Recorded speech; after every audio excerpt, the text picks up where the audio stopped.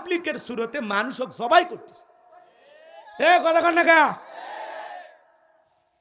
এতই অশান্তি, এত বছর ক্ষমতায় থাকেও যদি মানুষের শান্তি না হয়, কি দরকার ছিল পালিয়ে যাওয়ার? ওরা বহু ষড়যন্ত্র করছে সব দিক দিয়ে। কোন জায়গা ভালো রাখছে বলেন তো? সব জায়গায় হাবলা মারছে, হাত মারছে। মাদ্রাসা কয় জঙ্গি, মসজিদ কয় সমস্যা, তাবলিগ সমস্যা। কোন জায়গায় ঢুকিনি? রিক্সাওয়ালা ঢুকতে ঢুকতে, আনসার হয়ে ঢুকতে ঢুকতে, অমুসলিম হয়ে ঢুকতে ঢুকতে এখন তাবলিগের সুরতে মানুষক জবাই করতেছে। কথা কন না কা? এতই অশান্তি, এত বছর ক্ষমতায় থাকেও যদি মানুষের শান্তি না হয়, কি দরকার ছিল পালিয়ে যাওয়ার? কি দরকার ছিল? আপনি আরো থাকতেন। কথা কন। আমরা চাইছিলাম ম্যাডাম পদত্যাগ করেন। আল্লাহ বলে কিসের পদত্যাগ? এরা যে অন্যায় অপরাধ করছে, শুধু পদত্যাগ না, আমি আল্লাহ এদেরকে দেশ ত্যাগ করতে বাধ্য করব। হিন্না বাতসা রব্বিকাল আসাদির, আল্লাহর পাকড়াও বড় কঠিন। আল্লাহ ধরে ধরে না, যেদিন ধরবে মামুবাড়ি দিল্লি গিয়ে পড়বা। আমাদেরকে বলা হয় পাকিস্তানের রাজাকার। আজ পর্যন্ত কেউ পাকিস্তানে যায়নি, আপনারা গেছেন ভারতে। তার মানে বোঝা যায় আপনারা ভারতের দালাল। কথা কন। আপনাদের কারণে ভারতের সাথে আমাদের সম্পর্ক শেষ। আমার দেশ পত্রিকা চালু হয়েছে, মাহমুদুর রহমান কলমের শক্তি কত দেখেন। বাতিল তাকে দেখে ভয় পাইতো, তার উপরে জুলুম করা হয়েছে, তার পত্রিকা অফিস বন্ধ করে দেওয়া হয়েছে। সেই আমার দেশ পত্রিকা আবারও চালু হয়েছে। আজকে বাংলাদেশে মনে হয় ঈদের উৎসব। আল্লাহু আকবার বলেন। এত পরিমাণে পত্রিকা বিক্রি হয়েছে, আল্লাহু আকবার বলেন। এখন ওই প্রথম আলো বলেন আর অন্য পত্রিকা বলেন, সব ব্যবসা ভাড়া পড়ে যাবে। হ্যাঁ, কথা কন। আমার দেশ পত্রিকা সত্যের কথা বলে। কলম একটা পৃথিবীর সবচেয়ে দামি অস্ত্র। সব সাংবাদিক সত্য লেখে না। সাংবাদিক মাহমুদুর রহমানের জন্য আমাদের দিল থেকে দোয়া, ভালোবাসা। উনিও আলেম ওলামা, বিএনপি জামাতের পাশাপাশি উনিও নির্যাতন জুলুমের শিকার হয়েছেন। কথা বলে ঠিক না? ওনার জন্য দিল থেকে আমরা দোয়া করব। আমার দেশ পত্রিকা এটা মুসলমানের টাকা দিয়ে কিনবে। কোনো জঘন্য কণ্ঠ, কালির কণ্ঠ, ইটে উঠে যা আছে কিচ্ছু কেনার দরকার নাই। এখন থেকে পত্রিকা একটাই, মনে থাকবে তো ইনশাল্লাহ। আমার দেশ আমার কথা বলে। আমার দেশ পত্রিকা সত্যের মুখোশ উন্মোচন করে দেয়, গোপন তত্ত্ব ফাঁস করে দেয়। কথা কন। আমার দেশ পত্রিকা। আমার ভাইয়েরা চলুন সামনের দিকে যায়। উনি আমার দেশ পত্রিকা প্রথম হেডলাইন কি করছে জানেন? দিল্লিকে, ঢাকাকে অ্যাটাক করার জন্য বলেছিলেন সাবেক প্রধানমন্ত্রী। উনি বলেছিলেন অ্যাটাক করেন ঢাকা। ওনারা চাইছিল দেশের ভিতরে লক্ষ লক্ষ মানুষ মারা যাক। আরে মানুষ যে এত কঠিন হয়, ওনাদেরকে না দেখলে আমরা বুঝতে পারতাম না। আপনি যে আমাদেরকে রেখে পালিয়ে গেছেন, আমরা তো কষ্ট পাইছি আপনাকে হারিয়ে। কারণ আপনি যদি আরো 20 বছর ক্ষমতায় থাকতেন, এদেশের মানুষের এত ক্ষতি হইতো না। ওই আপনি না থাকাতে ওই 2-3 রাতে লুটপাট হয়েছে, দুর্নীতি হয়েছে, ভাঙচুর হয়েছে, কত যে ক্ষতি হয়েছে। আপনি চলে যা তো ভালো করেননি। আপনি যদি পদত্যাগ করে জেলেও যাইতেন, তাও আপনার নেতা কর্মীরাও ভালো থাকতো, আর আপনাকে বাও পাইতেন।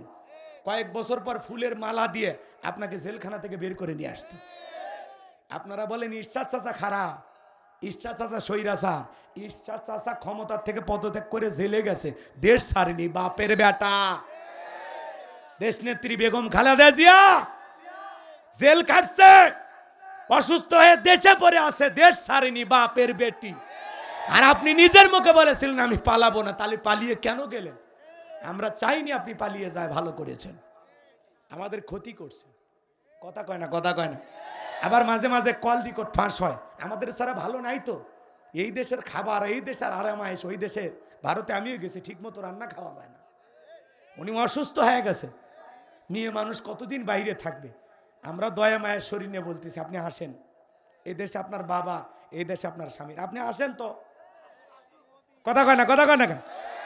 বুবু আইবা, তুমি আইবা গো, সেই দিন আইসা বুবু ক্ষমতা পাইবা না। বুবু আইবা, তুমি আইবা গো, সেই দিন আইসা বুবু ক্ষমতা পাইবা না। খোঁজ নাই বুবু কাদের কাকার, অবস্থা খারাপ দরবেশ বাবার, আউন আঙ্কেল এখন সামনে আসে না, নেহাতা কর্মী সব জেলের ভিতর, আমি আছি ডরের ওপর, কখন জানি আসে গ্রেপ্তারি পরোয়ানা, বুবু আইবা তুমি আইবা গো, সেই দিন আইসা বুবু ক্ষমতা পাইবা না। ক্ষমতার চেয়ার থেকে নামা সহজ, কিন্তু এই চেয়ারে ওঠা খুব কঠিন। আর আমরা আগামীতে আর যাই হোক সিদ্ধান্ত নেব, কোন মহিলাকে এই দেশের প্রধানমন্ত্রী বানাবো না। আগামীতে এই দেশের শাসক হবে পুরুষ। কারা কারা চান হাত তুলে দেখা, লিল্লাহে তাকবীর। হ্যাঁ, আগামীতে পুরুষ প্রধানমন্ত্রী বানা লাগবে, যেই দলেরই হোক। আমরা পুরুষ প্রধানমন্ত্রী চাই। নারীদের দেখার দিন শেষ। আগামীতে পুরুষের বাংলাদেশ। মেয়েদের রাগ বেশি, জেদ বেশি, অভিমান বেশি। দেখেন না, বাড়ি ঘরে স্বামীর সাথে ঝগড়া লাগে, হাঁড়ি বাতিল ভেঙে ফেলে দেয়, স্বামী তুলে আসার মারে। আর ওরা যদি একটা দেশের চেয়ারে বসে আর যদি শান্তি পায়, কি হয়েছে? কি ভয় পাচ্ছেন? এখনো যদি মন খুলে না বলতে দেন এই মাহফিল, আমি তাহলে বাড়ি যাই। আমি তো নামই নিচ্ছি না, খালি অ্যাঙ্গেলেই দিচ্ছি। হ্যাঁ, ভয় নাই, ভয় নাই। যারা ওই দল করতেন তওবা তাকে তারপরে ফিরে আসো, সমস্যা নাই, আমরা আসি তো। ভুল হতেই পারে, আমরা মিলেমিশে ভাই। কিন্তু যারা প্রকৃত অপরাধ করছে ওরা তো কেউ না, ওরা পালা আসে। এখন যারা হয়তো ছোটখাটো কেউ ওই দল করে বা করে, দরকার নেই ঝামেলা করা দরকার। ওরা আমাদের ভাই, এ দেশ ওদেরও। কথা কর, খবরদার কারোর সাথে ঝামেলা করবেন না, সবাইকে মিলেমিশে নিয়ে থাকবেন। ওদেরকে বুঝান লাগবে যে আমরাও ভালো রাখতে জানি। ক্ষমতা পাইলে যে মামলা হামলা দিয়ে জেলে দেওয়া লাগবে, অন্ধ মানুষকে মামলা দেওয়া লাগবে, ওই রকম না। আমরা আসেন ভাই, মিলেমিশে থাকি। যে কোনো দল একটা মানুষ করতেই পারে, ঠিক আছে? খবরদার কারো প্রতি জুলুম করবেন না। ওরা কষ্ট দিয়েছে থেকে আমি কষ্ট দেব কেন রে ভাই? ওরা কষ্ট দিয়েছে, আমরা সুখ দেব, আরাম দেব। কিন্তু যারা বড় বড় অপরাধ করছে ওদের ছাড় নাই। যারা 11 লক্ষ কোটি টাকা দুর্নীতি করেছে, বিদেশে পাচার করেছে, ওদের ছাড় নাই। যারা বিদেশে বাড়ি বানাইছে ওদের ছাড় নাই, ওদের ধরব। দেখা যাক কি হয়, কত দূর যাওয়া যায়। কষ্ট হচ্ছে নাকি আপনাদের? মন খারাপ করেছে? তাহলে আগামীতে কি সিদ্ধান্ত না লাগবে বুঝে শুনে মনে থাকবে তো। আমার ভাইয়েরা, হযরত ওসমান ডেকে বলে, নবী গো, আমার বাড়িতে তরবারি আছে 27 ইঞ্চি লম্বা। আমার নবী বলে, ওসমান তরবারিটা আনো। হযরত ওসমান তরবারি এনে দিলেন। নবীজি হযরত আলীর হাতে তরবারি দিলেন। হযরত আলী তরবারি পায়ে মারছে দৌড়। আমার নবী বলে, আলী রে, এত জোরে কেন দৌড় মারো? ডেকে বলে, নবী গো, আপনার চেহারা দেখার আগে ওরে আমি লাল কার্ড দেখাবো। এই কথা বলে হযরত আলী দৌড়াইতে লাগলেন। দৌড়াইতে দৌড়াইতে দৌড়াইতে দৌড়াইতে আমরের মুখোমুখি হয়ে গেছে। হযরত আলীকে দেখা মাত্র আমর ডেকে বলে, কি রে পিচ্চি আলী, তুই কেন আমার সামনে? হযরত আলী বলে, পিচ্চি না কি পরে বুঝাইতেছি, কথায় আছে ছোট মরিচের ঝাল বেশি। হযরত আলী এইবার তরবারিতে ডাক টানতেছেন আর একটা দোয়া পড়তেছেন। ওই দোয়া পরে পরে যদি বাড়ির চতুর্দিকে ফু দিতে পারেন, বড় বড় দুর্ঘটনার হাত থেকে আল্লাহ আপনার পরিবারকে হেফাজত করবেন। আল্লাহু আকবার বলেন। হযরত আলী এইবার দাগ টানতেছেন, বাজান গো আমার, সুন্দর করে দাগ টানতেছেন। দাগ টানতেছেন, দাগটা টানার পরে তরবারিটা উঁচু করে বলতেছে, এই কাফেরের বেটা, তোর যদি সাহস থাকে দাগটা পার হইয়া নবীজির কাল্লা নিতে যায়, এ আয় আয়। ভাই, একটা আওয়াজই অনেক কিছু। আরো আসতে কোন ঠিক? বাড়িতে ঢুকছে চোর, বাড়িওয়ালা হলো ল্যাংরা, দুটা পাই নাই, কিছু না পায়, জবান দিয়ে যদি খালি একটা আওয়াজ দেয়, কে রে, চোর থাকবি না, ভাগে দৌড় মারবি। একটা আওয়াজেই অনেক কিছু। মুসলমান যখন বলবে লিল্লাহে তাকবীর, এটাই মুসলমানের সবচেয়ে বড় হাতিয়ার। খালি দেন না একটা তাকবীর, দেখেন এলাকা কাঁপে উঠে, লিল্লাহে তাকবীর। এই যে আশেপাশে শয়তান নাই, দৌড়েছে, ভারতের বর্ডারে চলে গেছে। কারণ সুবহানাল্লাহ আলহামদুলিল্লাহ জিকির করলে শয়তান কাছে বসে থাকে। যখনই বলবেন আল্লাহু আকবার, এই স্লোগান শুনলে ওর গায়ে আগুন লেগে যায়। কথা কন। আমার ভাইয়েরা, লম্বা করবো না, আমি যে কথা বলতে চাই, হযরত আলী তরবারিটা উঁচু করে বলে, এই মক্কার মহাবীর আমর, তোর যদি সাহস থাকে দাগটা পার হয়া নবীজির কাল্লা নিতে যা। আল্লাহু আকবার বলেন। হযরত আলী আর আমর বাজা ভাব, পুরো ঘটনাটাকে আপনারা শুনবেন। কারা কারা শুনতে চান দুইটা হাত তুলে আল্লাহকে দেখান, লিল্লাহে তাকবীর। তাহলে আমি যে কথা বলতে চাচ্ছিলাম বাজান, পুরো পৃথিবীর ক্ষমতা আল্লাহ 4 জন মানুষকে দিয়েছিল। জোরে বলেন কয়জন? এর মধ্যে 2 জন ইমানদার আর 2 জন হলো কাফের। 2 জন ইমানদারের মধ্যে একজন হলো নবী সুলাইমান আলাইহিস সালাম, যাকে আল্লাহ পাক পুরো পৃথিবীর রাজত্ব পাওয়ার ক্ষমতা দিয়েছিলেন। সুবহানাল্লাহ বল। নবী সুলাইমান আলাইহিস সালামকে আল্লাহ রাব্বুল আলামিন সুন্দর একটা তক্তের সিংহাসন দিয়েছিলেন। বাতাসকে যে কোনো অর্ডার দিতেন, বাতাস পয়গম্বরের যেখানে নির্দেশ দিতেন সেখানেই পয়গম্বরকে পৌঁছায় দিতেন। বলেন সুবহানাল্লাহ। রাগ করতেছেন আপনারা? সুলাইমানকে দিলেন আল্লাহ তক্তে তাকাব্বরি, আইয়ুব আলাইহিস সালামকে দিলেন আল্লাহ রহিমা সুন্দরী। জোরে কোন মারহাবা। তক্তে তাকাব্বরি দিয়েছিলেন আল্লাহ নবী সুলাইমানকে। এ ভাইয়ের আমার, মানব দানব জিন ইনসান সকলেই তার হুকুম মানতে বাধ্য ছিল। আরে কি সুন্দর নবী সুলাইমান আলাইহিস সালাম, যাকে আল্লাহ রাব্বুল আলামিন পুরো পৃথিবীর রাজত্ব পাওয়ার ক্ষমতা দিয়েছিলেন। নবী সুলাইমান আলাইহিস সালামের অনেক ঘটনা কাহিনী আছে বাজান, সেই কথাগুলো বলতে গেলে 2-3 ঘন্টা আলোচনা করা লাগবে। এত সময় আপনাদের হাতেও নাই, আমার হাতেও নাই। কথা বলেন ঠিক কি না? এখন জাহাজ গাড়ি হাওয়াই চলে, ওগো কলেরই বিধান। একদিন বিনা কলে হাওয়াই চলতো নবী সুলাইমান, মোরা সেই মুসলমান। আল্লাহু আকবার। নবী সুলাইমান আলাইহিস সালাম, যার কথা মানব দানব জিন ইনসান সকলেই শুনতো। পশু কি বলে নবী বুঝতো, পাখি কি বলে বুঝতো, পিপিলিকা কি বলে বুঝতো। সুবহানাল্লাহ। ওয়ালা কদ আতাইনা দাউদা সুলাইমানা ইলমা, আমি পয়গম্বর দাউদ এবং সুলাইমানকে ইলম দিয়েছিলাম, জ্ঞান দিয়েছিলাম। সুবহানাল্লাহ। তাহলে 1 নাম্বার, নবী সুলাইমান আলাইহিস সালামকে আল্লাহ রাব্বুল আলামিন পুরো পৃথিবীর রাজত্ব পাওয়ার ক্ষমতা দিয়েছিলেন। 2 নাম্বার, বাদশাহ জুলকারনাইনকে আল্লাহ পাক পুরো পৃথিবীর রাজত্ব পাওয়ার ক্ষমতা দিয়েছিলেন। এই পৃথিবীর জমিনে 1 নয় 2 নয়, বাদশাহ জুলকারনাইনকে আল্লাহ রাব্বুল আলামিন 1600 বছর হায়াত দিয়েছিলেন। বলুন সুবহানাল্লাহ। আপনার আমার বাপদাদার 14 গোষ্ঠীর হায়াত এক জায়গায় করলে 1600 বছর হবে, উনি একাই বেঁচে ছিল। সুবহানাল্লাহ। এত বছর ক্ষমতা পাওয়া, রাজত্ব পাওয়ার পরে কোনোদিন জুলুম করে নাই, ন্যায় বিচার আদল হিসেবে প্রতিষ্ঠিত করেছিলেন। ইয়াজুজ মাজুজের ঘটনা আপনারা শুনেছিলেন। সেই বিশাল প্রাচীর নির্মাণ করে দিয়েছিলেন যিনি, তার নাম বাদশাহ জুলকারনাইন। সুবহানাল্লাহ। অনেক কথা আছে। বাদশাহ জুলকারনাইনকে আল্লাহ পাক একটা ঘোড়া দিয়েছিলেন। পৃথিবী ভ্রমণের জন্য যখন ওই ঘোড়ায় উঠে চাবুক মারতেন, এক এক কদমে হাজার হাজার মাইল রাস্তা পাড়ি দিত। আল্লাহু আকবার বলেন। সূর্য উদয় হতে সূর্য অস্তগামী পর্যন্ত, পূর্ব থেকে পশ্চিম পর্যন্ত পুরোটা পৃথিবীর ক্ষমতা আল্লাহ বাদশাহ জুলকারনাইনকেও দিয়েছিলেন। বলেন সুবহানাল্লাহ। তাহলে 2 জন ইমানদার, একজন নবী সুলাইমান আর একজন বাদশাহ জুলকারনাইন। আর 2 জন কাফেরকে আল্লাহ পাক পুরো পৃথিবীর রাজত্ব বাবার ক্ষমতা দিয়েছিলেন। এর মধ্যে একজন জালেম বাদশার নাম ছিল বাদশাহ বখতেনাসর।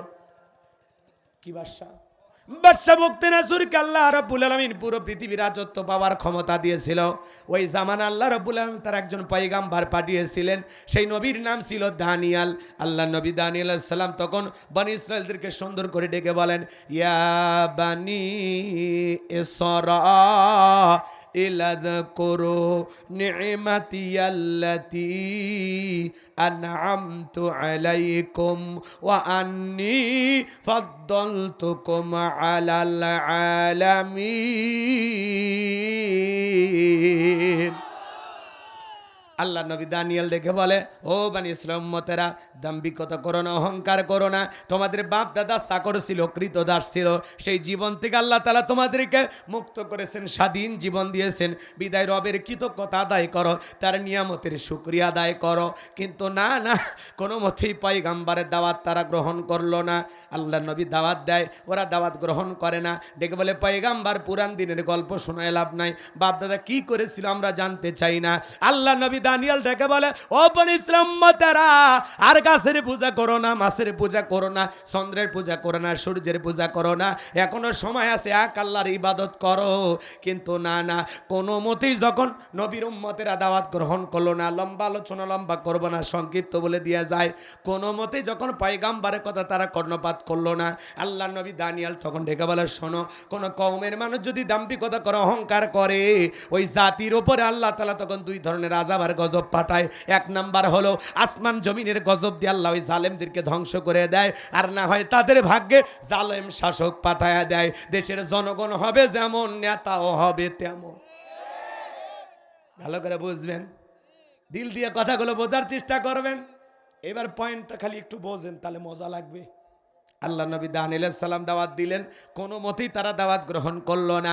পয়গম্বর এত বড় কথা, এটা ওরা ডিনাই করলো, পয়গম্বরের কথাটাও পছন্দ করলো না। তখন আল্লাহ পাক ওই বনি ইসরাইল উম্মতের উপরে বাদশা বক্তে নাসরকে চাপায়া দিল। বনি ইসরাইল উম্মতেরা ছিল ঠেটা, এরা সহজে কথা বুঝতো না। কথা কি বুঝতে পারতেছেন? তখন ওই বাদশা বক্তে নাসর ক্ষমতার চেয়ারে বসার পরে হাজার হাজার নিরপরাধ মানুষকে গ্রেফতার করতে লাগলেন। আল্লাহ নবী দানিয়েল আলাইহিস সালাম সহ তার ৭০,০০০ উম্মতকে জেলখানায় বন্দি করলো। আল্লাহর নবী কোন জায়গায়? জেলখানা। একটু জোরে কর না। আচ্ছা, ভয় পাচ্ছেন আপনারা? নবী মানুষ কোন জায়গা? পৃথিবীর শ্রেষ্ঠ নবী মুহাম্মদ রাসূলুল্লাহ সাল্লাল্লাহু আলাইহি ওয়াসাল্লাম, সে আবু তালিবের ভিতরে ৩.৫ বছর জেলখানায় ছিল। ইউসুফ আলাইহিস সালাম ৯.৫ বছর। এই পৃথিবীর অসংখ্য পয়গম্বর তাদেরকে জেল জুলুমের শিকার করেছিল। শামঈল আলাইহিস সালামকেও বেঈমানরা জেলখানায় বন্দী করেছিল। রাগ করেন? শামঈল আলাইহিস সালামকে ২০ মণ ওজনের শিকল দিয়ে বাঁধে রাখতো। ২০ মণ ওজনের শিকল দিয়ে বাঁধে, সকালবেলা যা দেখে একটা শিকলের দানাও নাই। সুবহানাল্লাহ কন। ওগুলো অনেক ঘটনা আছে, ওইদিকে আমি যাব না। শামঈল আলাইহিস সালামের দেহের ভিতরে ১-১.৫ হাত লম্বা লম্বা পশম ছিল, বিশাল লম্বা পয়গম্বর। সুবহানাল্লাহ কন। ওইটা আলাদা প্রসঙ্গ, আলাদা ঘটনা। ওটা আমি হয়তোবা অনেক জায়গায় সূরা বাকারা যখন একটা গুরুত্বপূর্ণ পয়েন্টে তাফসীর করি তখন ওই বিষয়টা বলি, তো ওইদিকে আমরা যাব না। কষ্ট হয় নাকি আপনাদের? এ ভাই, এ যুবকে, বসো বসো, মাজা সোজা করে কই যা। হ্যাঁ, শেষের একটা মেসেজ আছে, এই মেসেজটা শুনলে জীবন পরিবর্তন হয়ে যাবে। আল্লাহ কবুল করেন, জোরে বলেন আমিন। কবরস্থানে মাহফিল না, একটু মৃত্যুর বিষয়ে আলোচনা হবে না? ভয় পাচ্ছেন কে? বসেন, কথা আছে, কথা আছে। রাগ করতেছেন মনে হয়? তাহলে আল্লাহর নবী যদি জেলখানায় যায়, এই দুনিয়ার জমিনে যারা নাইবে রাসূলের ভূমিকা পালন করবে, বলেন তো মাঝে মাঝে কোরআন সুন্নাহর হক কথা বললে তাদেরকেও জেলখানায় যাওয়া লাগতে পারে কি না? ওরা টার্গেট করলে কাউকে জেলে ঢুকায়, কাউকে দেশের বাইরে পাঠায়া দেয়। আল্লাহর নবী দানিয়েল আলাইহিস সালাম জেলখানায়, বলেন তো বাজান, আলেমেরা যদি জেলখানায় যায় সম্মান কমে না বাড়ে? আমাদের মুফতি আমির হামজা ভাই ৩ বছর জেলখানায় ছিলেন, তাতে দাওয়াত কমছে না বাড়ছে? জনপ্রিয়তা কমছে না বাড়ছে? এখন এক একটা মাহফিলে লক্ষ লক্ষ মানুষ হয়, আগের চাইতে মানুষের ভালোবাসা আরো বাইরে গেছে। ডাক্তার মিজানুর রহমান আজারি ভাই, উনিও দেশে আসবে আগামী ২৪ তারিখে। কথা কি বুঝতে পারতেছেন? এই ডিসেম্বরে অল্প কয়েকদিনের মধ্যে উনি দেশে আসবেন। ২৭ তারিখে প্রথম মাহফিল করবেন কক্সবাজার পেকুয়া। এরপরে জানুয়ারি ৩ তারিখে আপনাদের ৮ দিন হাসপাতালের উপলক্ষে যে আয়োজন করা হয়েছে, এখানে শেষ দিনে তিনি কথা বলবেন। ওই দিন যশোরে নতুন এক ইতিহাস হবে।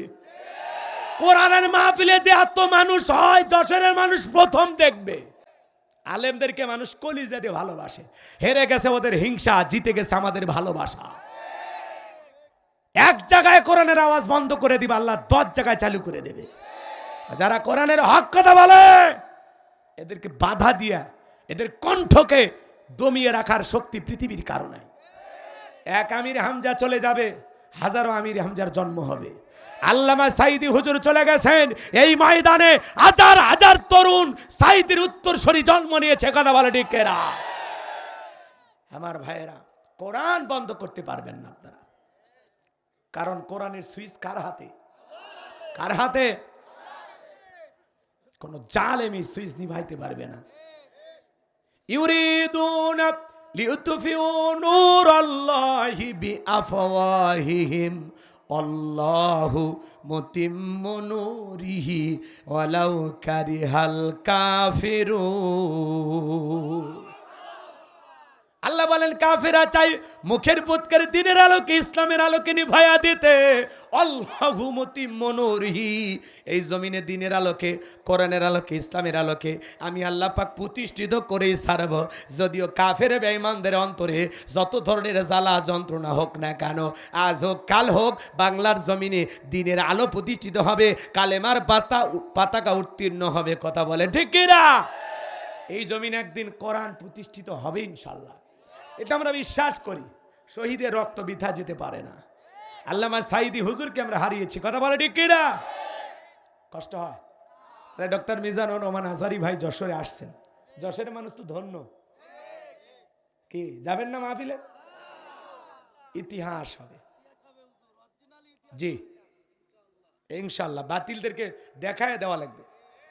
বাতিলেরা যেন কোরআনের মাহফিলের উপস্থিতি দেখে ভয় পায়, ওরা যেন বোঝে আর যাই হোক ভবিষ্যতে মোল্লাদের বিরুদ্ধে কিছু করা যাবে না। কথা কন। আর যেন কোন জালেম ঘাড়ে চেপে আলেমদের হাতে হাত করা পরানোর সাহস না পায়। আমরা নতুন বাংলাদেশের জন্ম দেব। কথা কন।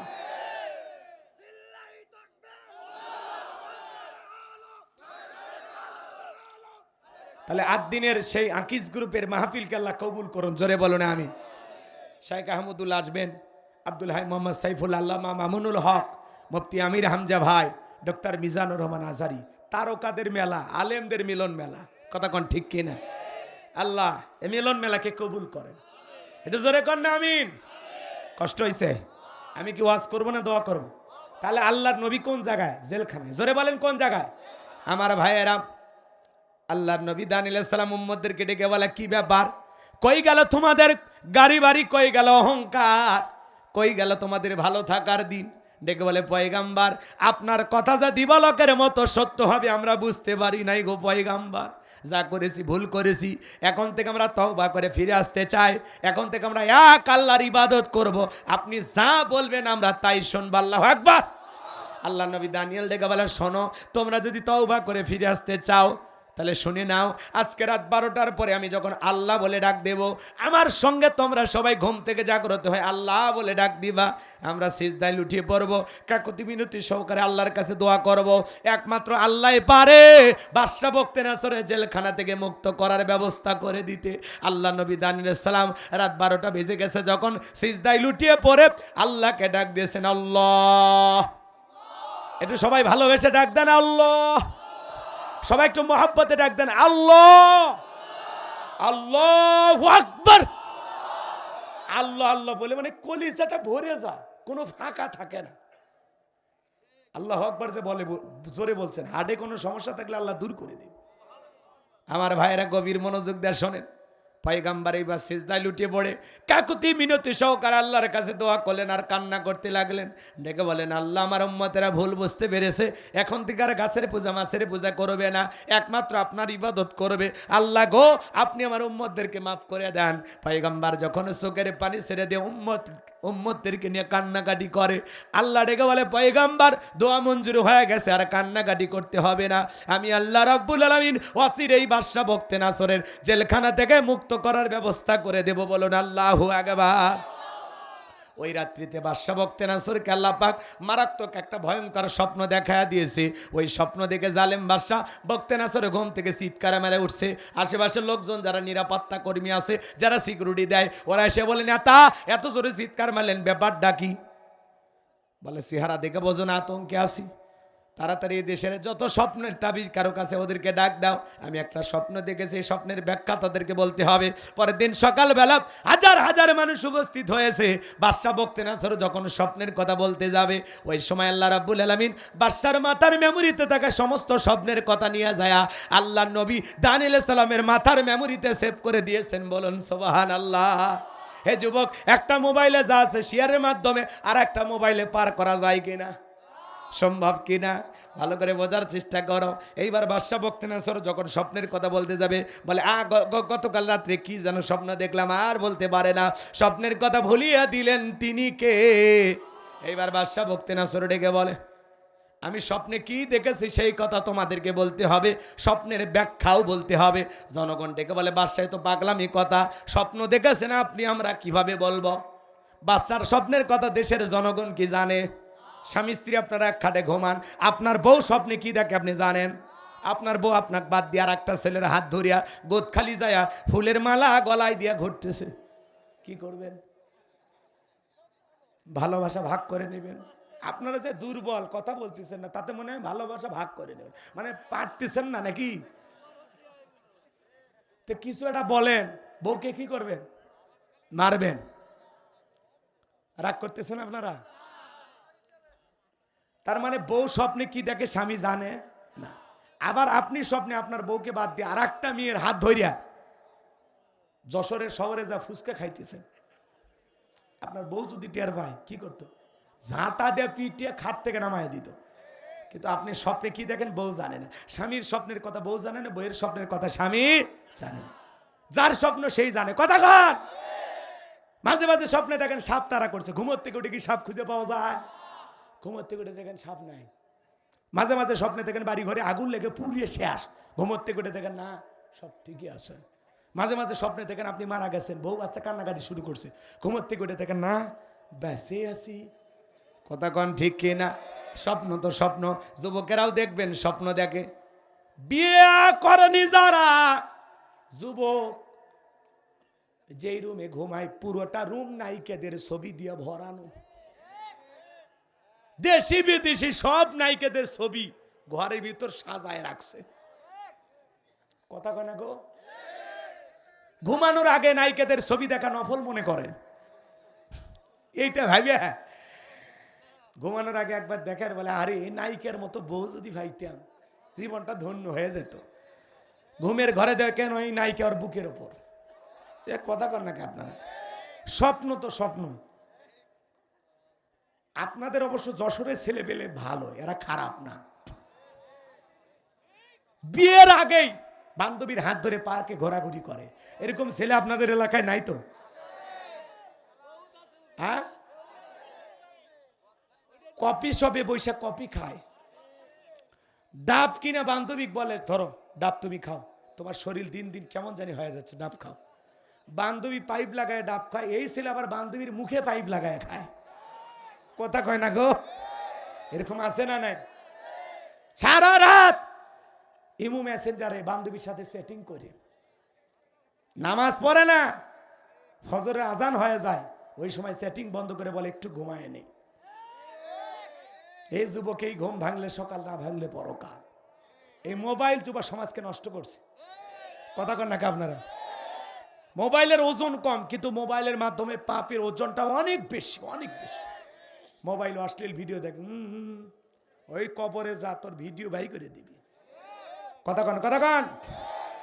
দেশে মোবাইল আইছে, চিঠি বন্ধ হইয়াছে, দিওয়ানা বানাইছে, পোলা মাইয়ার মনের কথা ভাসে বাতাসে। বলবো বলবো? ও দেশে মোবাইল আইছে, বলবো বলবো? রাগ করবেন না তো? এই যুবক চলবে? সে ঠান্ডা পড়ছে, থাকতে পারতেছে না অনেক। এই যে আইসে গেছে, ওই আয়াতের ওয়াজ 10 মিনিট করব, দেখি বাদশার ঘটনা কত দূর বলা যায়, তারপরে আমরা শেষ করে দেবো ইনশাল্লাহ। ওই আয়াতের ওয়াজ 10টা মিনিট শুনে যান, ভাল লাগবে ইনশাল্লাহ।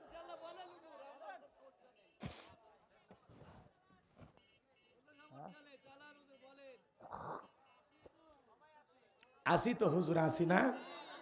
তাইরি হুজুরের মতো আসি রে ভাই। রাগ করতেছেন আপনারা?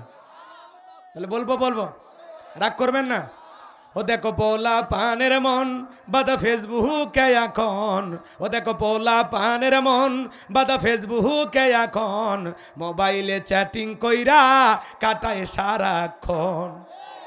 এই মোবাইল পাইয়া দেখো মদনের মাইয়া, এই মোবাইল পাইয়া দেখো মদনের মাইয়া কি কাণ্ড ঘটাইছে, স্বামী সংসার আইকা নাকি পালাইয়া গেছে।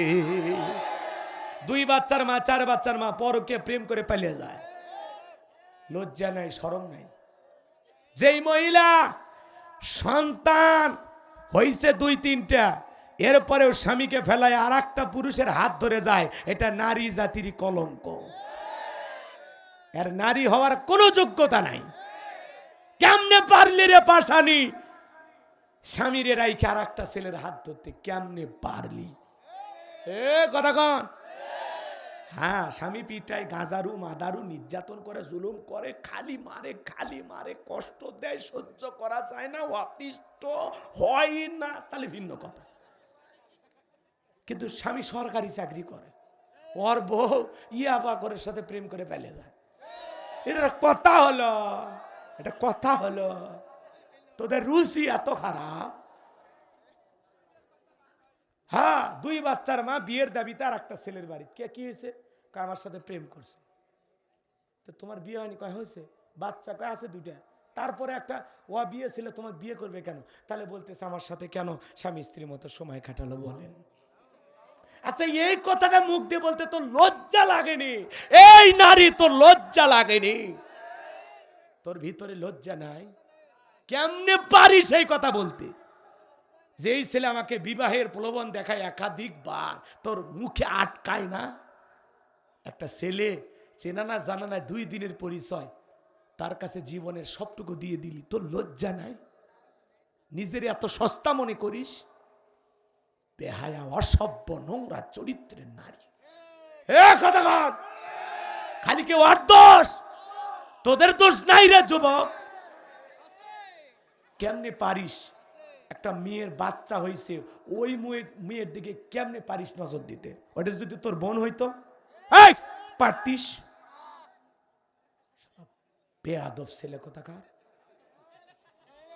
মানুষ হ, তোরা মানুষ হ, চরিত্র এত নিচে নামাস না।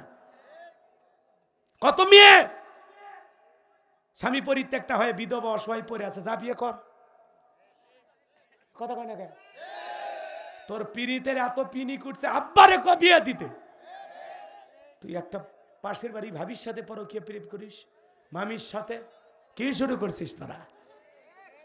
কথা কয় না গো? দেবর ভাবি কেন উধাম, ভাগ্নে মামি কেন উধাম? কি এলে ঘটনা ঘটিচ্ছে না ভাই? সমাজ আর নাই গো, লজ্জায় মুখ দেখান যায় না। ওরা যে কেমনে মুখ দেখায়। খালি পুরুষের দোষ না, নারীরও দোষ আছে, পুরুষের দোষ আছে। এক হাতে তালি বাজে না, 2 হাতই লাগে, 2 জনের সমান অপরাধ। তবে যেই নারীর বিয়ে হয়েছে, বাচ্চা আছে, ওই নারীর বেশি অপরাধ। তোর স্বামী থাকতে আর একটা ছেলের দিকে কেমনে নজর যায়? তোর নজর এত খারাপ কে? কি সাইজ হচ্ছে? বলবো রাগ করবেন না।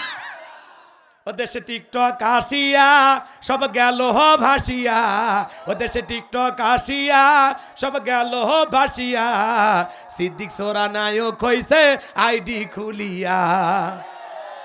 এই মোবাইলে হাই কি জাদু আছে ভাই, এই মোবাইলে হাই কি জাদু আছে ভাই, পোলা পান বই যাচ্ছে, পড়ালেখা তুইলা ডাকছে সপ্তম আকাশে। পড়াশুনে নাই, খালি মোবাইলে পড়ে থাকে। এই যুবক, তোদের পায়ে হাত দে। আইজ 2টা পা, আমি মুসাফির, তোদের পা ধরলাম। যারা বিয়ে করিসনি, সোনা এ কলিজার ভাই, বিয়ের আগে কোনো অবৈধ প্রেম ভালোবাসা করবি না। ওয়াল্লাযীনা হুম লিফুরুজিহিম হাফিজুন। আল্লাহ বলেন, মুমিন তোমার যৌবনটাকে সংযত রাখো, নিজের যৌবনটাকে কন্ট্রোল করো, নিজের যৌবনটাকে হেফাজত করো। মুমিনের যৌবন হোটেলে পার্কে বিক্রি হবে না। মুমিন কোনোদিন বিয়ের আগে অবৈধ কোনো প্রেম ভালোবাসা, পরকীয়ার মতো অভিশাপ করতে পারে না। পরকীয়া এটা ভাইরাসের মতো, বিষাক্ত সবলের মতো পুরো সংসারকে তছনছ করে দেয়। যুবক, পিতা মাতার পছন্দের মেয়েকে বিবাহ করবা। কারা কারা হাত তোলো? যারা বিয়ে করেনি হাত তোলো। এক চাষাও হাত তুলছে। এই বয়সে রিস্ক নেবেন নাকি? হাত নামান। কষ্ট হচ্ছে আপনাদের? এ যুবক, ভালো হয়ে যাইবা না? 20 বছর বয়স। কয় বছর? 20 বছর বয়স। বাড়িতে এসে বলে, আব্বা আমি উত্তরপাড়া লাখিকে কথা দিয়েছি, রাজি থাকলে 1 যাবো, না হলে 2 যাবো। পিতামাতা রাজি হয় না, পালিয়ে যা বিয়ে করে। 3 মাস পরে ভালোবাসা জানলা ভেঙে ফেলে যায়। এই জন্য মনে রাখবা, পিতা মাতার অবাধ্য হয়ে যারা বিয়ে করেছ, জীবনে কোনোদিন সুখী হতে পারবা না। পিতা মাতার দোয়া আছে যেখানে ভাগ্য খুলবে, মুরব্বীদের দোয়া আছে যেখানে কল্যাণ আছে। খবরদার যুবক, ভুল সিদ্ধান্ত জীবনে নিস না। পুইরা সইলা মুইরা শেষ হয়ে যাবে, এই আগুন নিভবে না।